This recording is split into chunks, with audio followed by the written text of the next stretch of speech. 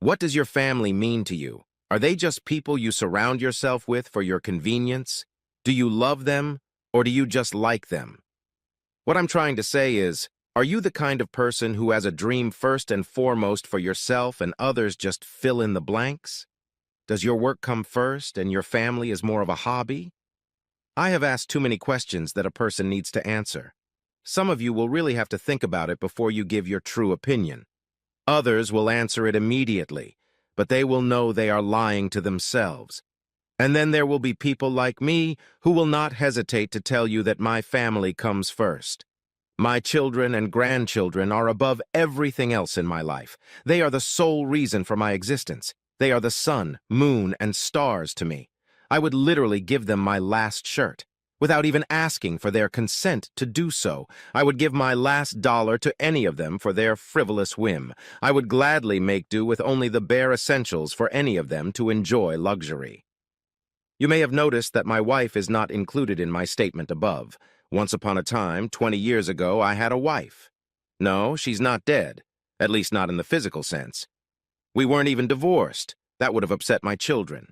We continue to coexist in the same house, under the same conditions we have for over 40 years. The children know nothing of the rift that has occurred between my wife and I, and more importantly, she knows nothing either. You may think I'm being ridiculous. I continue to love my family with the exception of my wife and pretend that all is well. Why would a sane person do such a thing? My 3 children all love their mother, and to tell them something that is indelibly imprinted on my mind would mean belittling her in their eyes. I simply love them too much to affect their happiness in any way, even to my own detriment. You want to call me weak? Well, you can kiss my ass. Call me a coward, that's bullshit. What I've done for the last 20 years is protect my children. It's been a harder feat than you can imagine, much harder than any form of torture ever invented by man. My name is Charlie, and I have 3 children, 2 boys and a girl. They are everything to me. The oldest, Rob, is about to turn 40. Billy is 37, and my baby girl, Judy, just turned 33. Thanks to them, I have 8 beautiful, wonderful grandchildren, and I would gladly give my life for any of them. I have kept this secret inside of me for almost 20 years. The woman who was once my life and my only love is Sally. I tell you this now because I only have a few days or hours left. The doctor tells me it won't hurt. Sally and I once had what you would call the perfect marriage. We met right out of college. I had a great job as an aspiring architect. Sally was in real estate, and she loved what she did. I first saw her at a restaurant. For me, it was love at first sight. Looking back, I realize it took her a little longer to tell me she loved me. I asked her out to a movie. That's how it was done back then. We dated for a few months, and I finally had the courage to ask her to marry me. We were married 6 months later in a church her family went to. Hawaii was where we spent our honeymoon and learned about the physical side of loving each other. We spent a gorgeous week in the sun and spent hours exploring each other's bodies. Our life as newlyweds was happy. We worked to save money for a house, and we loved each other. Sally was very good at her job and found us a beautiful house that we couldn't afford. We bought it with difficulty, vowing to work harder and cut back on things we didn't need. We no longer ate out of the house and took our lunches to work. I worked harder than I ever had in my life, and it quickly paid off. I was soon promoted, and now we could easily afford the house. When we first bought the house, we started spending time together doing things we didn't have to spend money on, like taking long walks and having picnics. We enjoyed that time so much that we continued to be frugal and spent time together even afterward, enjoying each other. The money we made was spent on the house. We worked like dogs to make it beautiful where we could raise our family and grow old together. The day Sally told me she was expecting our first child, I couldn't have been happier or more proud. All of my prayers had been answered. Sally's belly grew each day, and so did my love for her. We continued to live the way we lived, choosing to spend our time, rather than our money, on our children and ourselves. Don't get me wrong. We had everything we needed. We just felt it was more important to do things together as a family than for the kids to have all the latest toys. By doing almost everything as a team, we tried to instill family values in our kids, teaching them to distinguish right from wrong in their own way, with love. Church was a big part of our lives. Not because we were fanatics, but we wanted our children to believe in a higher power. attending services every Sunday as a family and participating in all the outings and picnics. Our life was a happy one. At the age of 43, I was injured on a construction site while inspecting a building we were building. I was struck by a falling piece of metal beam, and my back turned into a mess. The doctors put me back together from the pieces, and I spent over 3 months in the hospital, praying every day that I would be able to recover and provide for my family. It took me a long time to learn to walk and get around on my own. The pain was horrible, so I took a lot of painkillers. The pain either subsided or I just started to get used to it. It took a while to wean myself off the drugs, but eventually I got my life under control. I used a mild form of myorelaxant for relief. I was able to function normally most of the time, so I went back to work. My family life was pretty normal then, considering my physical limitations. The only problem was that the medication made me impotent. Sex with my wife was always, and I really mean always, wonderful and frequent. It was one of the things we discovered early in our marriage that we could do to entertain ourselves for free when we were experiencing financial difficulties. We loved each other and enjoyed an active sex life until my accident.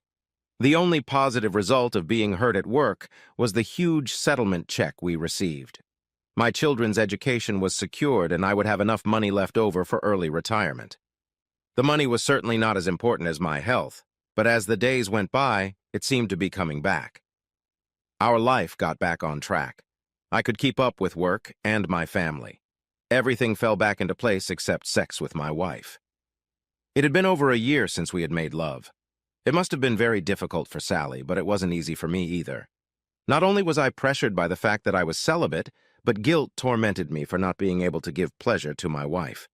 Unfortunately, all the doctors told me that as long as I was on medication, my situation would not improve. Well, I said to hell with it and threw the pills in the trash that same day. If I have to live with the pain to renew what we once had, so be it. I didn't tell Sally about my decision because she wouldn't have agreed to it. Sally always told me that the most important thing was my health. Based on past experience, it would take some time for the chemicals to finally get out of my system. My company sent me to Toronto for a week of meetings on a new building my firm was designing. I left early Sunday morning and expected to be home the following Saturday afternoon. By Monday, I could feel my lower back muscles twitching. This was a good sign that the medication was wearing off. Despite the spasms, my appointments went well. I called home every evening to talk to my wife and kids as I usually did when I left on business. There was never anything new in those conversations, just the same talk about how school was going and how we all missed each other. The usual routine stuff, but I loved hearing all the details of my family's life. Thursday morning, I woke up with a steel rod between my legs. My back hurt, but I could care less about that. If it meant getting back in the saddle again, I would grit my teeth and endure the mild pain. My meetings ended that evening a day early. I was too excited to stay another minute, so I changed my flight reservations and had to be home the next morning around 11. All the kids should be in school, and Sally and I could spend the day together. On the way home, I thanked God for making me a whole person again. I took a cab from the airport. Traffic was light, and I got home around 11:30. When I walked into our house, well, you can all guess what might have happened, and you would be right. I experienced the greatest shock of my life when I quietly went upstairs to surprise Sally. Our reverend from our own church was vigorously comforting one of his parishioners in my bed. There could be no worse feeling than the one I felt at that moment. I wanted to rush in there and kill them both. They continued, and I couldn't take it anymore. I staggered out of the bedroom. The shock of seeing my wife, with whom I had lived with for 20 years, spreading her legs for another man nearly killed me. As for me, my first thought was my children, and how they would live with this knowledge. That thought hit me so hard that I decided to quietly leave the house to have some time and think things through. I got a hotel room for the night. 2 things immediately occurred to me. There was no more love for the woman I had married. She had killed that feeling in me today, and I had lost my faith in God. Just look what that insensitive bastard did to me. To hell with Sally, to hell with God, and to hell with his messenger. My mind was in turmoil, but I had to make a decision as to which direction to follow. By divorcing Sally, the children would find out about their mother's actions. Was that the best decision? No. Their happiness meant more to me than anything in the world. I couldn't do that to them. I already knew what she had done, so nothing could be changed now. It was my burden to carry. No one would share my grief. Of course, Sally knew what she had done. Would she feel guilt? Would she confess her adultery and ask for forgiveness? The emotions within her that caused her to break her vows to me would probably not allow her to risk telling me. She knows full well how I feel about adultery. Believe me, the next day as I entered my home, I was overcome with a sense of loneliness. I made the decision to stay married to a woman whose sight I could no longer bear. It had to be an acting performance worthy of an Academy Award. I didn't have to pretend to be tired when I got home. I hadn't slept a wink last night. I kissed Sally on the cheek and asked her if it would be a problem if we talked later. I went to my den and closed the door, staying there in solitude until dinner. At dinner, my mood was very depressed. I tried to pay attention to what the kids were saying and answer all their questions about Toronto. That night, I told Sally that while in Toronto, I found that I felt much better if I slept in a chair. My soft chair was downstairs in my den, so I spent the night there with no intention of ever sleeping in her bed again. The next morning was Sunday, and we all went to church as usual. I hadn't forgotten the other participant in the infidelity that had ruined my life, and I was going to make sure he knew it was over. The family sat in the front pew that day, though we usually sat somewhere in the middle. I stared intently at the preacher for a full hour as we listened to him preach. Sweat was rolling off his smug forehead. He didn't make eye contact with me the entire time we were there. I made sure we were the last ones to leave the chapel that day. I wanted to be the last person he shook hands with. When it was my turn in line, I squeezed his hand with an iron grip and continued to squeeze when he wrinkled in obvious pain. I leaned over and whispered, "Never come within sight distance of my family again, or I will nail you to the cross above the altar and set fire to this fucking house of God." The shock on his face told me he had heard my wise words. He knew I meant every word I said. The preacher packed up and left town before the week was over. I resumed my medication. My heart was already suffering, so there was no need to endure the pain in my back. Sally had tried several times to turn me on, but what I felt for her now did absolutely no good. I'm sure she noticed something had changed between us, but she probably just wrote it off to my guilt at not being able to do anything in bed. You might think it would be impossible to live in the same house with someone you no longer loved. I agree with you. It was difficult, but not impossible. If you do it long enough and think about it hard enough, you can find an answer for any situation. Also, my medical issues have the advantage that you can use fatigue and pain to solve a lot of situations. I remembered all the special days, such as anniversaries and birthdays, and always left a little code at the bottom of the card. Sally asked me one day after reading her birthday card what the letters meant. I told her it meant, "Yours forever, Charlie." I'll tell you what it really means. You're a goddamn cheater. In all the years since Sally had cheated on me, I had never slept in the same room with her. I only returned to the church for my children's weddings, telling Sally that the wooden pews were too hard to sit on for long periods of time. I never told anyone about the secret I had kept inside me for the past 20 years. It was all done out of the only love that was left in me, and it was all for the sake of my children. Right now, I only have a few minutes to live. I can feel it. My family is now gathered around me. For the most part, I have led a good life. I have seen all of my children graduate from college and have families of their own. They are all grown and leading happy lives. That in itself was enough for me to go to my grave a happy man. Once or twice over the years, the thought of getting a divorce crossed my mind. Sally cheating on me was a conscious act of betrayal that I have never forgiven and never will. For the first 20 years of our life together, I gave her all the love a man should give. For the last 20 years, I was just the man Sally had once married. My body lived in the same house we had worked so hard for, but my mind and heart were somewhere in the past. I never found out if Sally had cheated on me more than once. It really didn't matter. The results would have been the same either way. My children would have lost respect for one of us if the truth of what Sally had done was revealed to them. They would hate what their mother had done, but would probably want me to give her another chance. As much as I loved them, I wouldn't give her that chance. The pain and humiliation was too deep.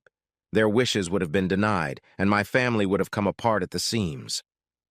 I chose the path. right or wrong, to keep the family unit intact and strong. The mother of the children and I could be loved and treated with equal respect. Saying goodbye to my children for the last time is very hard and sad. I told each of them how much I loved them and how proud I really am of them. I hugged and kissed them all goodbye and asked them to give me some time alone with their mother while there was still time. I still had a lot more to say to my so-called wife. There was less and less time left, and I was getting weaker by the minute. Over the past few weeks, I had made a decision about my little secret. "Sally, please come closer. It's getting very difficult for me to speak." She moved her chair closer to the bed. "Don't try to talk, dear. You need to rest." "No, Sally. There is something very important to me that you need to know. For 20 years, you have been my wife, my lover, and my best friend." "Oh, Charlie, you know we've been married for 40 years, not 20. "That's true, and for the first 20 years you were all that and more to me.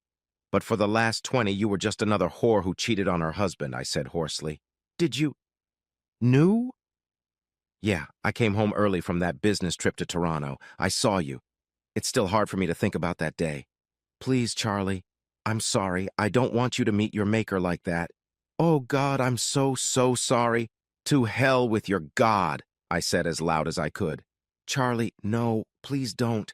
Don't do this to me. Let me explain. I beg you, Charlie. I only gave in to temptation once. Please forgive me. I'm begging you." "Sally, I've kept this secret locked inside all these years. I never spoke of it to spare the children. Now it's your secret to live with. And I hope you live to a very, very deep old age. Charlie, please, you have to forgive me before you die. Don't do this to me, if I ever meant anything to you." "Please, Charlie, please," she said quietly through her tears. "Sally, one last thing. Now that I don't have to be nice to you, could you please get the fuck out of my sight?" I moaned on my last breath.